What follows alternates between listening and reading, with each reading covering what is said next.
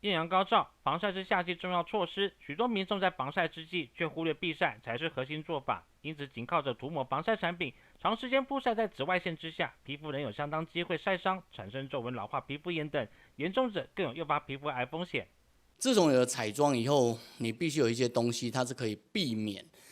彩妆变色的，所以它就有化学性防晒品出来。化学性防晒品它的好处是不会产生彩妆的变色，可是坏处是它既然不产生变色，它当然它的那个防晒效果就没有物理性来的好。那没有物理性来的好的时候，化学性防晒品还有另外一个风险，目前皮肤科医师都知道的，就是化学性防晒品其实比较容易产生刺激性的皮肤炎刺激性的接触性皮肤炎。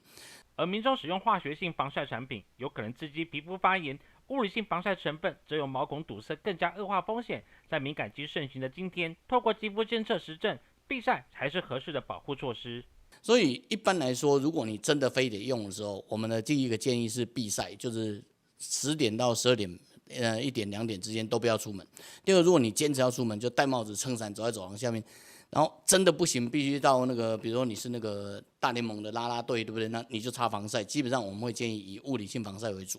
民众务必认清防晒的目的是保护肌肤不会受到紫外线的伤害，因此想要防晒，应先考量物理性遮蔽措施，减少产品成分的化学刺激。一旦必须使用防晒产品前，医生也建议初步皮肤测试后再选购，降低使用产品对肌肤的刺激风险。TDN 生活中心综合报道。